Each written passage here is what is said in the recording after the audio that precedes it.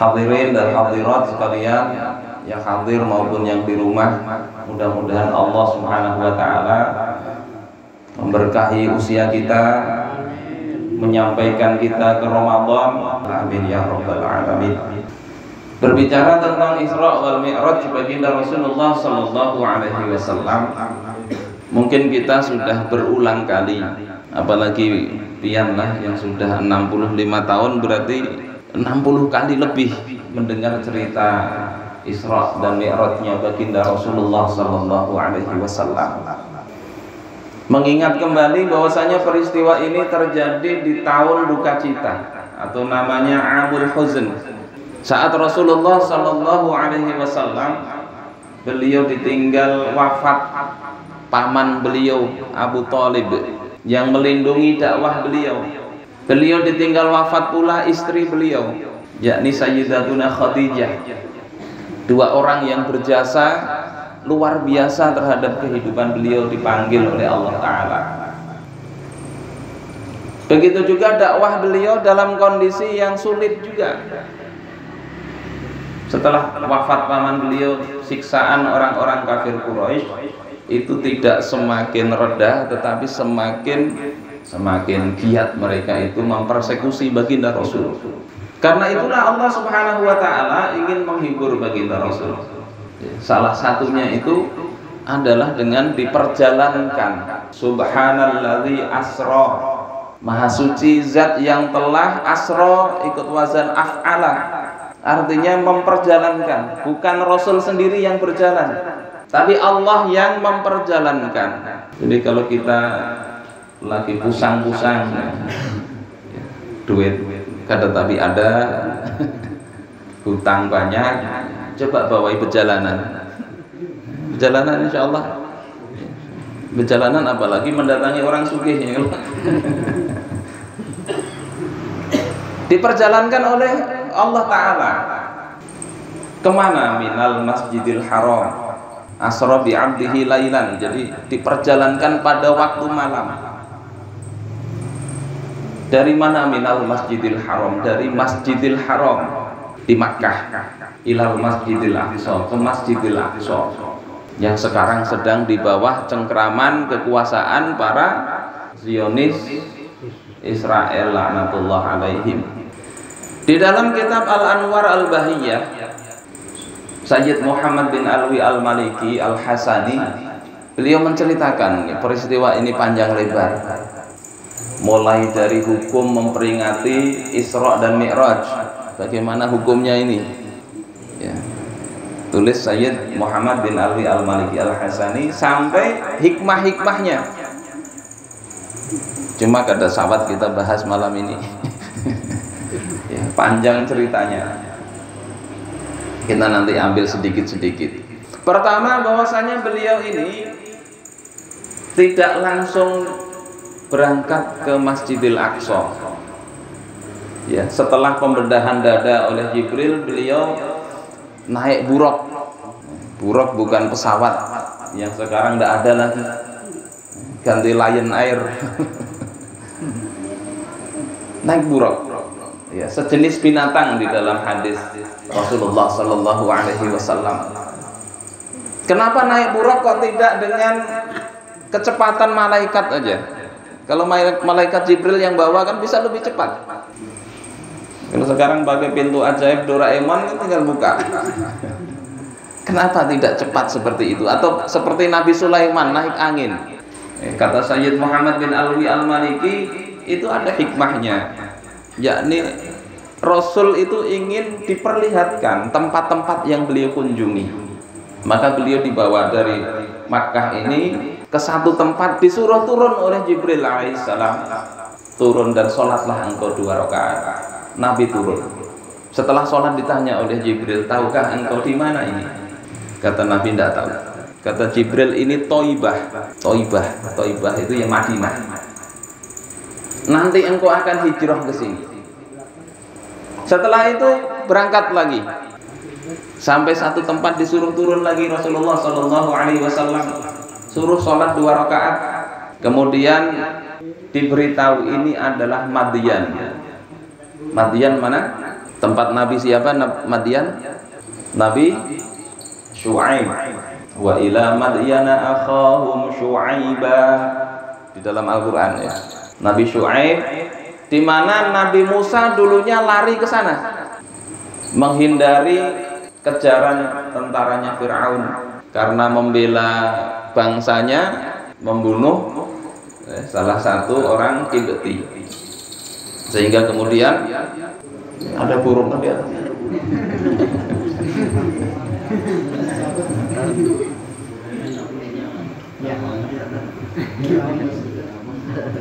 Kalau burungnya mau naik.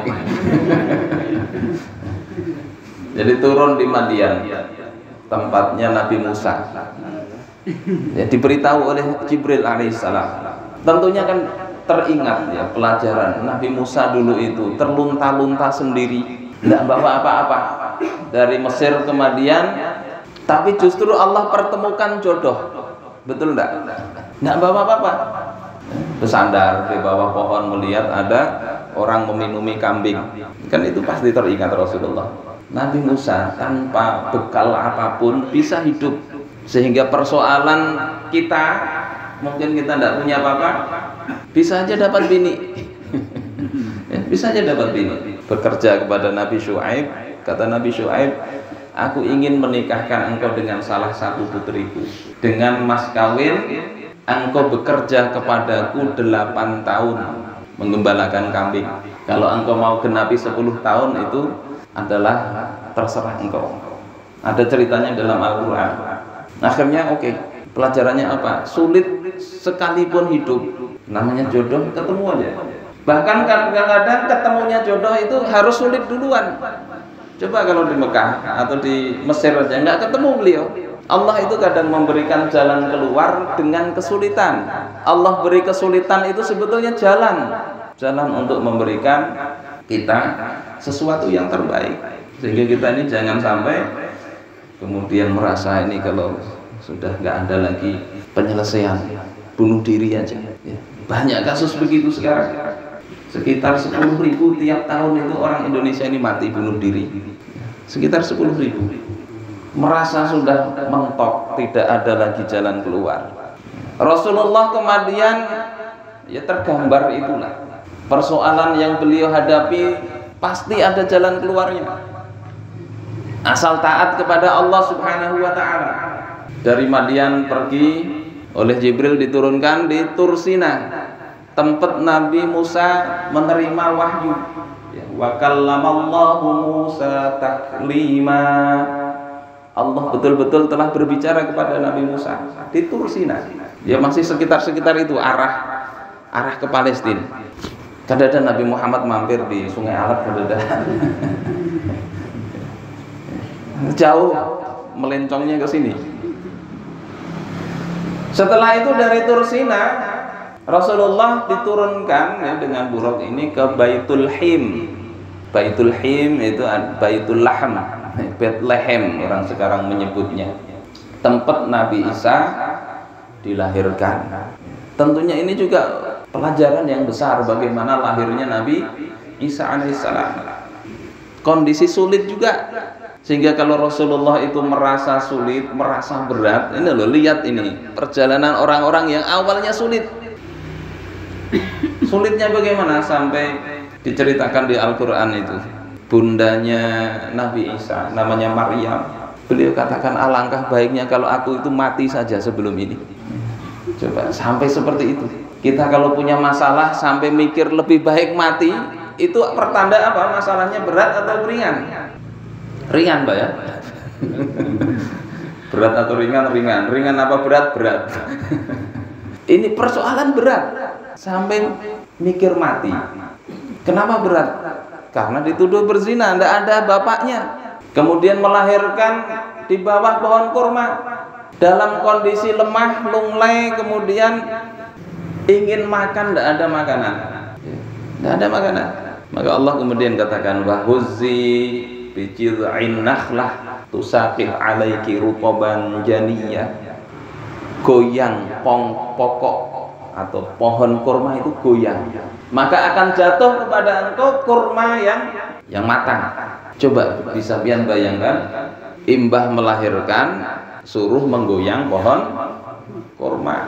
Pian coba pian kita suruh kada usah pohon kurma, pohon nyur. Kira-kira goyang enggak? Itu pelajarannya apa? Allah itu tidak mau begitu saja ngasih, tapi suruh usaha dulu, usaha. Yang menjatuhkan pohon kurma Allah Ta'ala, tetapi Maryam disuruh itu. Sama seperti Nabi Allah Musa alaihissalam dikejar Fir'aun di depan lautan. Kata kaumnya, kita pasti dapat ini, tidak bisa menghindar. Nabi Musa yakin, tapi tidak tahu jalannya seperti apa. Untuk saat itu, kalau sekarang panggil helikopter. Ini gimana ini caranya? Tapi Allah Subhanahu wa Ta'ala mengatakan, "Idrib bi 'ashakal bahr." Pukulkan tongkat engkau itu ke laut. Apa gunanya memukul tongkat ke laut? Kira-kira pian ada tongkat, pukulkan ke sungai alat. Ada sungainya lah. Tidak ada pengaruh. Tetapi itu adalah Allah ingin beri pelajaran. Dalam kondisi sulit tetaplah berusaha. Allah akan beri jalan keluar kalau kita mau berusaha. Itu pelajarannya kan begitu ya, pelajarannya. Jadi kondisi sulit yang diterima baginda Rasul pasti ada jalannya. Lalu kemudian dari Bethlehem itu baru ke Masjidil Aqsa. Masjidil Aqsa. Di sana di dalam Sahih Muslim diceritakan Allah Subhanahu wa Ta'ala hadirkan para nabi. Beliau imami sholat. Setelah itu ada di sana batu sakhrah. Ya Rasulullah, dari situlah Mi'raj ya, naik ke langit. Batunya mau ikut-ikutan naik itu. Batunya mau ikut-ikutan naik, dalam riwayat begitu ya. Yang sekarang ada di Palestina sana tempatnya itu. Ada Kubbah As-Sakhrah, atau dalam bahasa Inggrisnya apa? Dome of the Rock. Dome of the Rock. Dari Mi'raj inilah kemudian naik ke langit pertama, kedua, ketiga, tiap langit ketemu Nabi. Ya, singkat cerita, dapatlah perintah sholat. Itu aja Pak, selesai sudah. Ya, dapat perintah sholat, ceritanya selesai sudah. Tinggal masalahnya adalah, kalau kita ceritakan detail ya, baca aja kitabnya. Persoalan sekarang yang perlu kita pikirkan bersama itu, sudah berapa kali Isra dan Mi'raj kita peringati. Berapa kali juga Masjidil Aqsa itu masih dalam cengkeraman orang-orang Zionis. Pian lahir tahun berapa? 1957. 57. 10 tahun sebelum lahir ini Israel sudah menguasai itu. Kenapa ini bisa terjadi? Lemahkah umat ini? Begitu lemahkah? Kalau kita lihat Sayyidina Umar bin Khattab radhiyallahu anhu itu pernah ketika mau menaklukkan Mesir, kaum muslimin ini sebetulnya dari dulu sejak zaman Nabi ketika perang melawan musuh itu mereka lebih sedikit dari musuhnya. Perang Badar misalnya sekitar 300 melawan 1000. 313 melawan 1000 orang. 3 kali lipat. Perang Uhud kaum muslimin sekitar berapa? 700. Awalnya sekitar 1000, yang kaum munafikin kembali, yang dilawan 3000, hampir 4 kali lipat. Yang lebih heroik lagi itu perang Mu'ah. Kaum muslimin cuma 3000, yang dihadapi kata Ibnu Hisham itu 200.000. Kata Al-Waqidi di dalam kitabnya 100.000 pasukan Romawi. Perang Yarmuk 40.000 menghadapi sekitar 120.000. Qadisiyah, kaum muslimin datang ke Persia yang dihadapi 2 juta. Tapi Khalid bin Al-Walid kemudian ngirim surat ke Persia, didakwai, kalau engkau menolak, aku akan kirimkan prajurit yang mereka lebih mencintai kematian daripada kalian mencintai khamr. Kalian senang mabuk, prajuritku lebih senang mati. Akhirnya tunduk Persia itu juga. Bapak sekalian yang dimuliakan Allah Subhanahu wa Ta'ala, apa rahasia kemenangan mereka? Kata Sayyidina Umar bin Khattab radhiyallahu an, fa illam nughallibuhum bi ta'atina ghallabuna bi quwwatihim.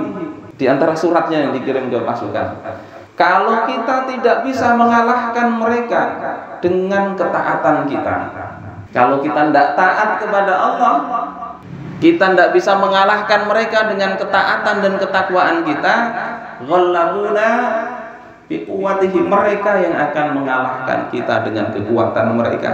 Kekuatan itu kuat mereka. Kalau kita tidak taat kepada Allah, maka kekuatan mereka akan mengalahkan kita. Ini sebetulnya kuncinya. Dan mohon maaf bapak-bapak, ibu-ibu, saudara-saudaraku sekalian, kita kehidupan sekarang perlu kita siapkan, karena masa depan ini sebetulnya masih ada kemenangan kaum muslimin. Di dalam surah Al-Isra ayat 4, setelah bicara Isra tadi, Allah bicara tentang Bani Israel. Wa qadayna ila bani Israila fil kitab, kami telah menetapkan di dalam Alkitab tentang Bani Israel, la tufsidunna fil ardi marratain, benar-benar kalian akan berbuat kerusakan 2 kali, wala ta'lunna 'uluwan kabira, dan kalian akan betul-betul menyombongkan diri dengan kesombongan yang besar. Para ahli tafsir memang beda pendapat tentang ayat ini. Salah satunya tafsir Al-Khawatir, Asy-Syaikh Mutawalli Asy-Sya'rawi menjelaskan bahwasanya kerusakan 2 kali itu, yang pertama itu dilakukan pada masa Rasulullah Shallallahu Alaihi Wasallam. Beda dengan mufasir yang lain, katanya itu sudah terjadi. Kalau kata beliau belum. Pertama itu pada masa Rasulullah, mereka mengkhianati perjanjian. Yahudi Bani Qainuqa diusir oleh Nabi karena mengkhianati perjanjian. Bani Nadir juga begitu, Bani Quraidah dan Khaybar selesai pada masa Rasul. Kemudian yang kedua itu yang akan datang, kata beliau. Jadi semakin mereka merusak, itu semakin dekat masa pembalasan yang kedua. Jadi masa depan itu begitu. Tinggal masalahnya adalah bahwasanya Allah Subhanahu wa taala di dalam kitab Al-Kamil fit Tarikh, Imam Ibnul Athir itu mengatakan, idza aradallahu syai'an hayya lahu asbabah. Kalau Allah itu menetapkan sesuatu, Allah akan persiapkan sebab-sebabnya itu. Allah menghendaki sesuatu, Allah siapkan sebab-sebabnya. Di antara sebab kemenangan kaum muslimin atau itu kalau generasi kaum muslimin itu memang siap untuk menang. Generasi kaum muslimin siap untuk taat kepada Allah, maka Allah akan berikan kemenangan itu. Karena itu kalau kita mau menyiapkan generasi, ya perhatikan perilaku yang ada pada generasi muda sekarang ini. Kita punya anak-anak, tidak usah jauh-jauh, yang paling ada di Isra Mi'raj ini sholat saja. Perhatikan sholatnya. Tidak cukup sholat sebetulnya, sholat itu tapi yang pertama dihisab, dan ini yang pertama mesti diperhatikan. Sebagaimana sabda Rasulullah Sallallahu Alaihi Wasallam, muru auladakum bis shalah wa hum abna'u sab'i sinin. Perintahkan anak-anak kalian untuk sholat saat mereka itu usia 7 tahun. Ini berapa usianya, Pak? Berapa? Umurnya berapa? 17. Oh, enggak ingat ya. Enggak tahu lagi dia. Ini belakangnya. Sudah ada 7 tahun dah. Sudah.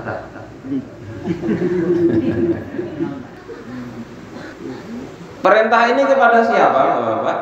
Perintah kepada siapa? Muru auladakum. Perintahkan anak-anak kalian untuk sholat. Berarti ini perintah kepada orang tuanya. Sehingga kalau anak tidak sholat, nih orang tuanya yang perlu jadi tanda tanya.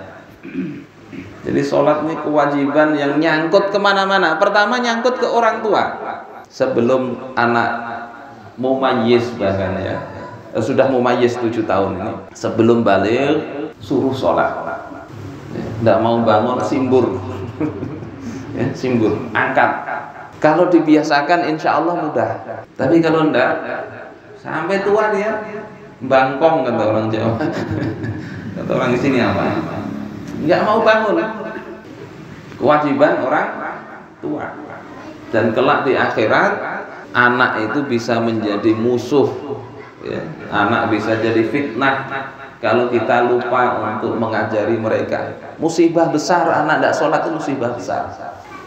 Tidak bisa matematika, tidak jadi problem besar. Tapi tidak sholat ini problem besar. Mestinya orang tua berpikir itu. Jadi ini kewajiban orang tua. Wadribuhum 'alaiha wa hum abna'u 'ashrin. Pukul itu anak tidak mau sholat kalau sudah usia 10 tahun. Artinya proses dari 7 tahun sudah diajari sampai 10 tahun kok tidak mau juga pukul sebelum balik ini. Imam Sufyan Ats-Tsauri ketika ditanya tentang hadis ini, beliau ditanya apakah memang harus kita pukul anak kita ini. Kata beliau, pukul itu adalah solusi akhir. Jadi jangan langsung dipukul, apalagi orang tuanya sendiri males sholat. Orang tuanya nggak mau sholat juga, ya. Abah bang, ya. Mukul nggak sholat. Walaupun saya nggak sholat, tapi saya ingin anak saya sholat. Nah, ya abahnya pulang berarti harus dipukul kayunya. Kata Imam Sufyan Ats-Tsauri, pukulan itu untuk yang terakhir. Dengan catatan kalau dipukul akan kira-kira lebih baik baru boleh dipukul. Bukan pukulan untuk melampiaskan rasa marah. Dasar ini ya, bisa sampai benjol-benjol anak.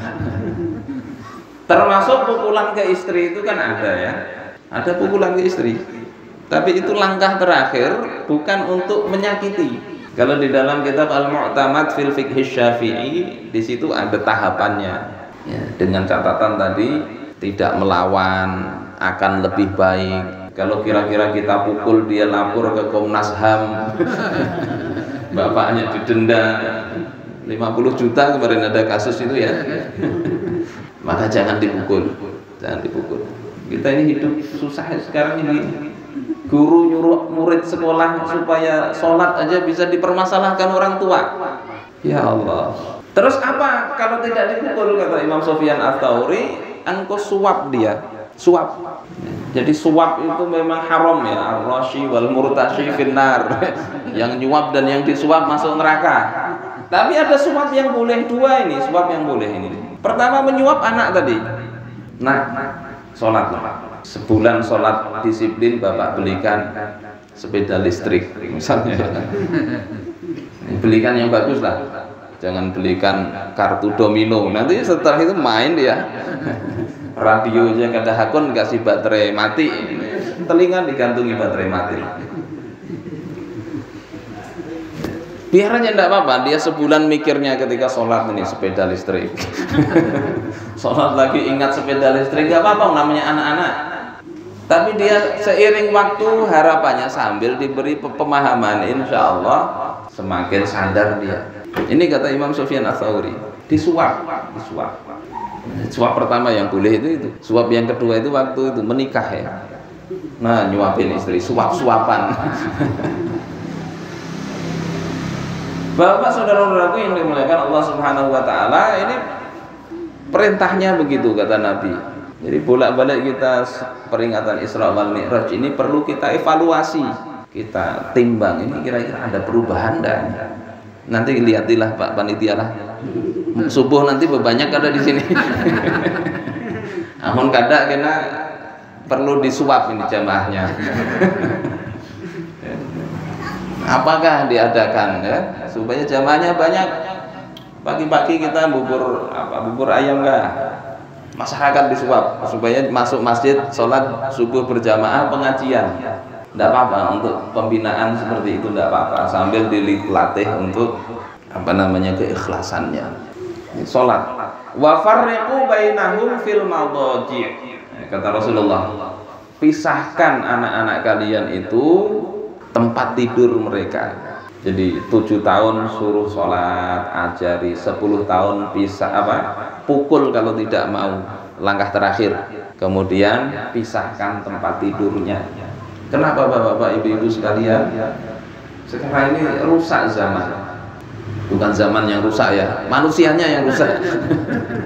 Rusak zaman itu zamannya biasa aja. Di Kalimantan Selatan, ini baru baca beberapa hari yang lalu. Menurut data itu ada laki-laki kawin dengan laki-laki. namanya homoseksual. Kalau bahasa fikihnya liwat, pakai tok, liwat. Kaumnya Nabi Lut. Ya, main pedang-pedangan kalau bahasa kasarnya itu. Ya, pedang dengan pedang. Itu ada 5.000 kasus. 5.000 kasus di Kalimantan Selatan. Efeknya apa? Salah satunya penyakit HIV, AIDS itu berkembang pesat. Yang jadi masalah bukan penyakit AIDS-nya, tapi ini kemungkaran. Bagaimana mungkin kita berharap umat ini akan maju lagi, akan membebaskan Al-Aqsa misalnya, yang kita baca Ilal Masjidil Aqsa bolak-balik, tidak terketukkah hati kita ini bahwasanya sampai sekarang Al-Aqsa masih dikuasai orang-orang Zionis Israel itu. Di sana kaum muslimin yang mengungsi, kamp pengungsiannya kebanjiran. Kita lihat gambar-gambarnya, anak-anak terpaksa tidur sini, ya genangan air. Rasa miris hati kita ini. Kita paling kalau kebanjiran aja ya, kebanjiran aja yang itu pun tidak di genangan air, kita masih bisa naik. Kalau di sana di pengungsian coba gimana bisa naik kemana? Terpaksa tidur begitu. Dan ini kalau kita baca itu lebih dari 100 kali Israel itu melakukan pembantaian kepada kaum muslimin di sana. Ratusan kali juga ditangati oleh PBB, mereka kada masih. Nah, bahasa Banjarnya pas kan kada masih itu resolusi diancam macam-macam, tidak ada pengaruh. Kata orang Jawa dablek, kata orang sini apa?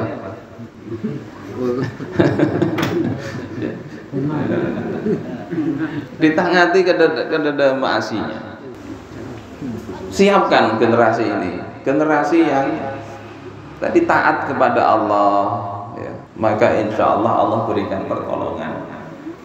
Ini orang tua, tugas orang tua ya, yakni anak-anak pian, jangan sampai jadi musuh nanti di akhirat.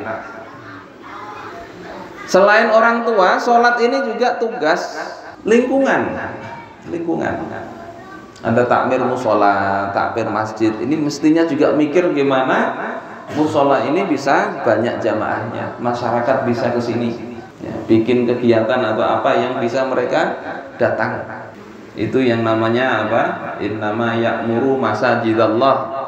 Ayat itu di tafsir Al-Baydawi namanya memakmurkan masjid itu bukan sekedar membangun fisiknya.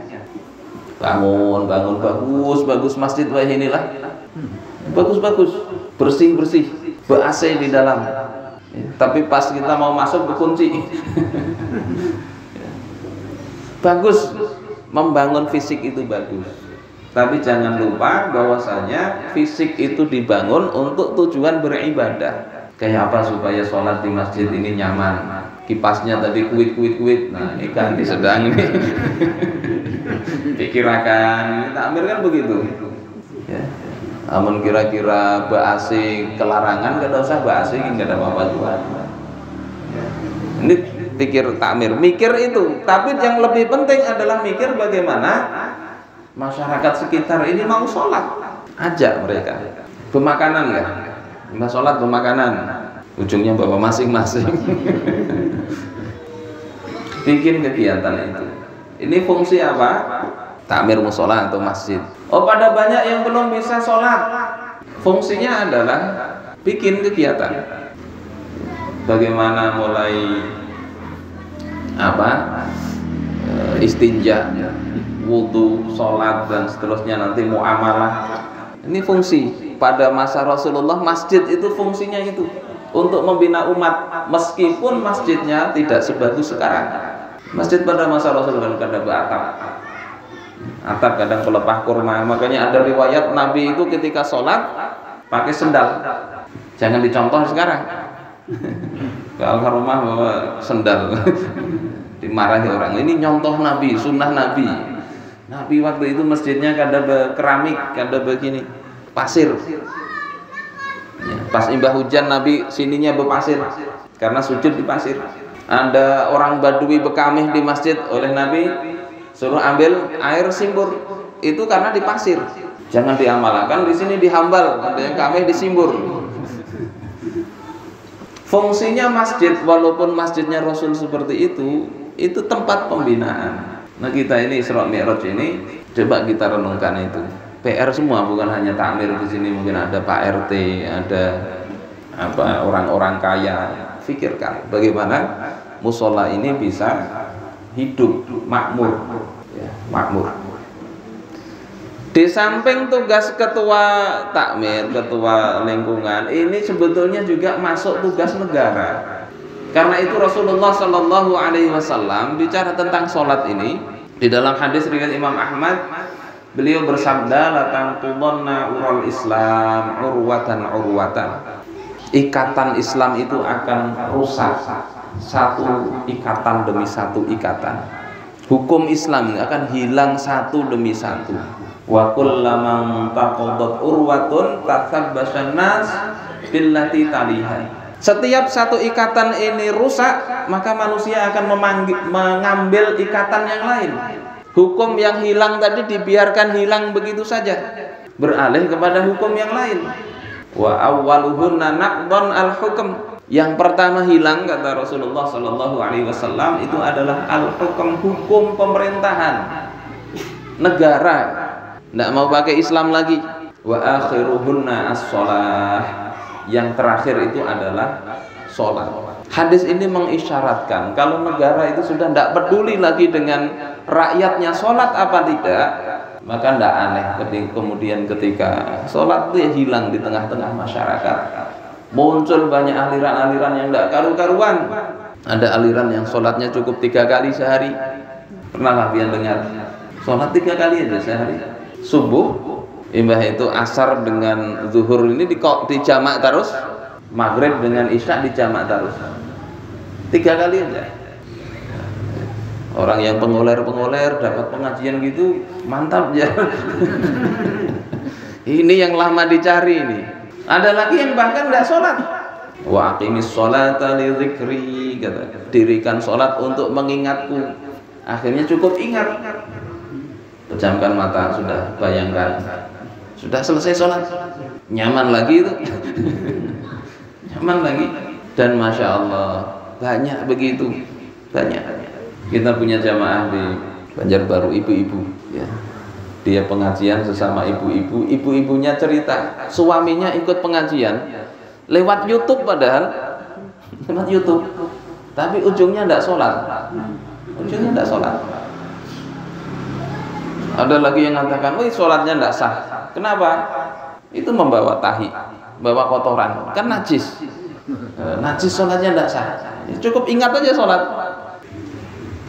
Ini orang tidak pernah belajar fikih itu ya kayak gitu. Dapat pemikiran kayak gitu langsung diterima. Padahal yang namanya najis itu kalau sudah keluar dari kubul maupun dubur itu najis namanya. Kalau di dalam ya enggak. Bapak ibu sekalian yang dimuliakan Allah Subhanahu wa taala, ini fungsi negara tidak hanya ngurusi urusan rakyatnya makan atau belum, tapi lebih dari itu mengurus bagaimana rakyat ini bisa selamat nanti di akhirat. Maka pian-pian bisa bacalah di dalam kitab fikih itu nanti ada bab tentang takzir, ya, hukuman bagaimana orang tidak sholat. Jadi bukan hanya sekedar disuruh, tapi dipastikan. Dan inilah yang kemudian menjadi standar kesuksesan sebuah pemimpin sebetulnya. Baik itu pemimpin kita sebagai ayah, kalau anaknya tidak sholat, tidak sukses itu. Pemimpin negara sekalipun sama. Ada seorang sahabat namanya Sa'ad bin Mu'adz radhiyallahu ta'ala an, yang dikatakan Rasulullah ketika beliau ini wafat, arsy berguncang karena matinya, wafatnya Sa'ad bin Mu'adz. Beliau ini pemimpin Bani Abdul Ashhal, kepala suku, pemimpin suku. Pemimpin suku Bahari ini kayak lebih harat dari kepala negara. Kalau pemimpin suku Bahari ya kata A teman. Kalau ini kepala negara, walaupun besar negaranya, banyak aja yang protes. Beliau baru hari pertama masuk Islam setelah didatangi oleh Sayyidina Mus'ab bin Umair. Tetapi ketika beliau masuk Islam, beliau sampaikan, kumpulkan kepada rakyatnya, ya Bani Abdul Ashhal, kaifa ta'lamuna amri fikum. Wahai Bani Abdul Ashhal, bagaimana kalian mengetahui kepemimpinanku di tengah-tengah kalian? Kalian menilai aku ini pemimpin macam apa? Pian bisa baca kisah ini di kitab Sirah Nabawiyah Ibnu Hisham. Apa jawaban kaumnya? Kata beliau, kata kaumnya itu, sayyiduna, engkau itu adalah penghulu kami, pemimpin kami. Wa afdaluna ra'yan, engkau itu orang yang pikirannya paling bagus di antara kami, paling pintar. Wa aymanuna naqibatan, engkau adalah pemimpin yang paling amanah. Apa jawaban Sa'ad bin Mu'adz? Fa inna kalama rijalikum wa nisaikum alayya haram hatta tu'minu billahi wa rasulih. Pujian kalian semua ini, laki-laki maupun perempuan, itu haram atasku. Aku tidak pantas menjadi pemimpin seperti yang kalian bangga-banggakan itu. Hatta tu'minu billahi wa rasulih, hingga kalian itu beriman kepada Allah dan Rasulnya. Akhirnya di Sirah Ibnu Hisham itu diceritakan, sore hari itu satu kampung itu, satu kabilah itu masuk Islam berkat Sayyidina Sa'ad bin Mu'adz. Karena itu setahun saja dakwah di Madinah itu kemudian berhasil menjadikan Madinah sebagai kekuasaan yang diatur dengan Islam. Karena orang-orang seperti Sayyidina Sa'ad bin Mu'adz, beliau menjadi pemimpin baru merasa sukses kalau rakyatnya itu selamat di akhirat, yakni mereka beriman kepada Allah dan Rasulnya. Kalau sudah beriman kan berarti supaya selamat ya kewajiban yang lain. Makanya ada seorang ulama namanya Syaqiq Al-Balkhi. Jam berapa ini? Dan ada jam. Sudah hampir jam 11 sampai jam. Syaqiq Al-Balkhi ini gurunya Hatim Al-Asam. Beliau nasihati Khalifah Harun Ar-Rasyid. Tahu gitu Khalifah Harun Ar-Rasyid?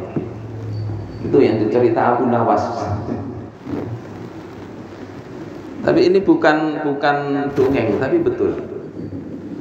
Kata Syaqiq Al-Balkhi setelah menasihati Harun Ar-Rasyid sebagai kepala negara, bahwasanya engkau ini harus mengatur rakyat ini, membina rakyat, mendidik rakyat supaya taat kepada Allah.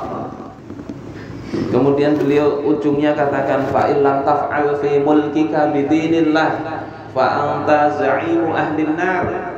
Kalau engkau tidak mengatur kekuasaan engkau dengan agamanya Allah Ta'ala, rakyat tidak engkau atur bagaimana mereka taat kepada Allah Ta'ala, fa anta za'imu ahlin nar, kelak engkau di akhirat menjadi pemimpinnya penduduk neraka.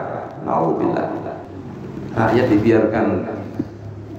dibiarkan maksiat, dia jadi pemimpinnya nanti di nerakanya Allah Subhanahu wa Ta'ala. Jadi ini sholat ini mulai dari orang tua, ya, masyarakat, negara, bahkan kita ini kalau tidak sholat jangan berangan-angan hanya kita sendiri yang rusak. Kita tidak sholat, itu juga yang sedih orang tua kita. Bayangkan orang tua kita ketika kita ini tidak sholat, mereka akan ditanya kepada Allah oleh Allah Ta'ala, tuh anak engkau itu yang hidup di dunia sudah tua masih tidak mau sholat. Ingat itu orang tua kita itu yang susah dikubur mereka ketika kita ini tidak sholat. Kalau kita kuat aja disiksa tidak apa-apa waktu masih hidup. Ya, coba aja angkat tangan di atas kompor, berapa lama kita kuat? Maka kita ingatlah, kita ini taat. Coba perbaiki diri kita itu jangan sekedar untuk kita sendiri. Ingat orang tua kita akan senang. Kapan lagi kita berbakti kepada orang tua kita? Mungkin sudah wafat. Kalau bukan sekarang kita ini banyak berbuat ketaatan kepada Allah Subhanahu wa Ta'ala. Mungkin ini yang bisa ulun sampaikan, tidak banyak hal ya, sekedar ya sekelumit, tapi mudah-mudahan kita bisa amalkan walaupun hukum sholat ini saja. Terima kasih atas segala perhatian. Mohon maaf kalau ada kata-kata yang kurang berkenan. Hadanallahu wa iyyakum ajma'in wa afu minkum. Wassalamualaikum warahmatullahi wabarakatuh.